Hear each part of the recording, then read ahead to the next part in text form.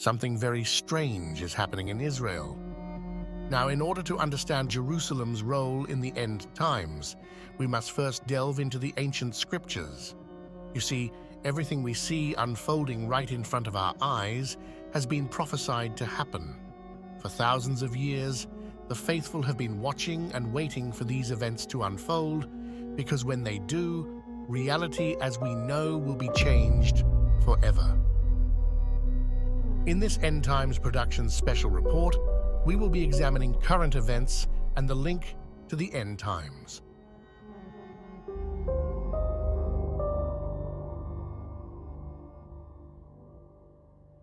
Jerusalem, the heart of three world religions, a city with a history spanning thousands of years.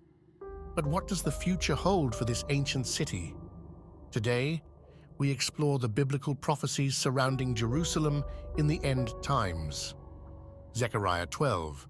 The burden of the word of the Lord for Israel, saith the Lord, which stretcheth forth the heavens, and layeth the foundation of the earth, and formeth the spirit of man within him. Behold, I will make Jerusalem a cup of trembling unto all the people round about, when they shall be in the siege, both against Judah and against Jerusalem. And in that day will I make Jerusalem a burdensome stone for all people. All that burden themselves with it shall be cut in pieces, though all the people of the earth be gathered together against it.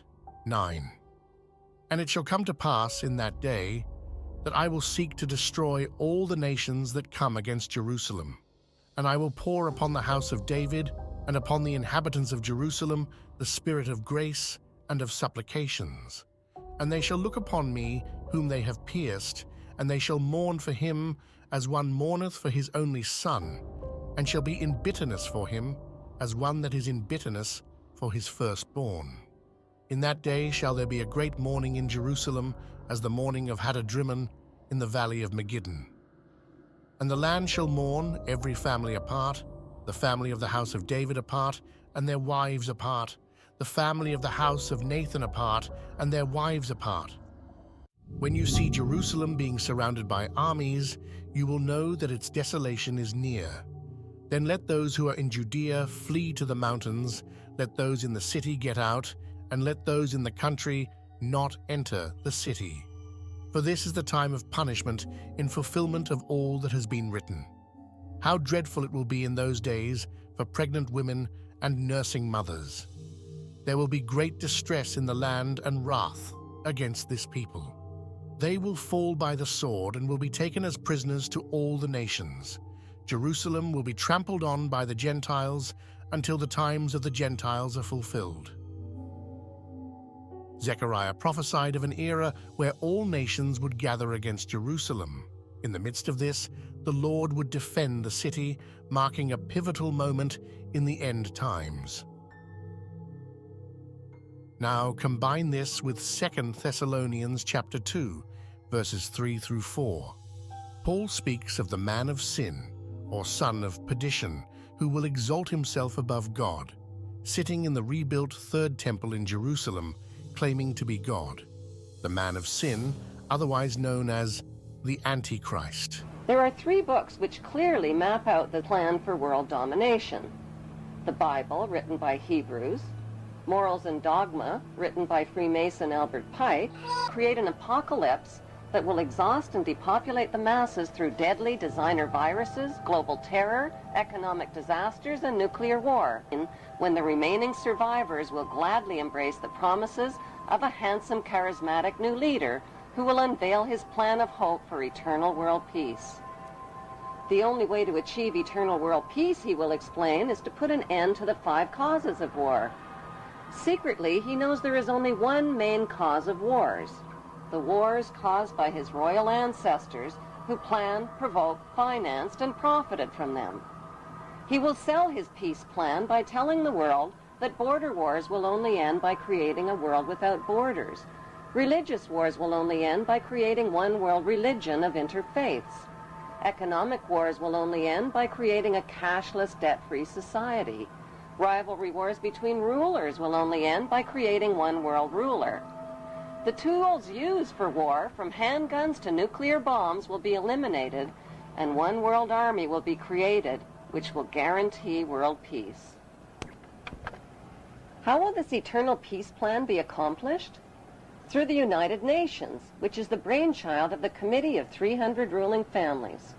The UN is their vehicle for world government and is located on 18 acres of prime Manhattan land donated by the most visible of the ruling families, the Rockefellers. The UN is a closed organization with no public records or open meetings. U.S. taxpayers have already invested $2 trillion in this world authority. Although most of the people working for the UN are genuinely working for peace, the UN is a godless organization controlled by the Committee of 300. The Queen's husband, Prince Philip, and Evelyn Rothschild have already established an interfaith declaration for the creation of one world religion. What would life be like in this world empire with one world religion, one world army, one world economy, one world court, one world media, one world government, and one world dictator? What the public doesn't know is that Karl Marx's Communist Manifesto and the Russian Constitution have been built into the UN Charter, and that the New World Order will be a communist world order. Peace on earth will be a forced peace in which citizens will have no rights. No right to bear children without approval, no right to travel without authorization, no right to own private property, no right to privacy, no right to bear arms, no right to protest, no right to receive an inheritance, no right to choose an education or a job or even a place of residence, and worst of all, no right to live. The right to live will be based on an individual's rating of usefulness to the royal elite. In this planned world without borders or nations, citizens will be disarmed of all weapons, including handguns, and will have no means to protest, fight, resist, or challenge this one world authority who will control them spiritually, economically, and militarily. Every human being will be electronically tattooed and will become helplessly dependent on this one world authority for all of their most basic needs. The masses will eventually be taught to bow down and worship this one world dictator who will rule the entire world from his eternal throne in Israel. Here's the thing most people don't understand.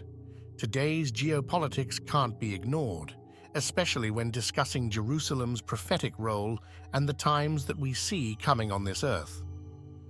Current events in Israel and their significance in international relations often seem to echo biblical prophecies. While we should be cautious in drawing direct lines, the parallels are undeniable.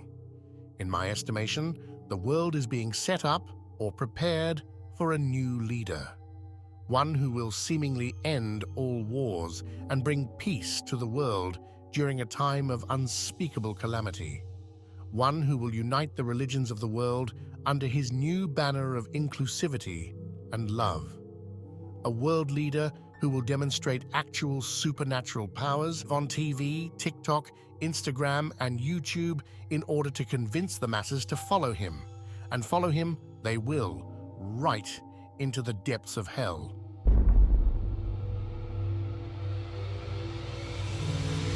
This world leader will be the most popular man that has ever walked the planet Earth. He will be embraced by the whole world as the man of the hour. He's going to bring an apparent peace.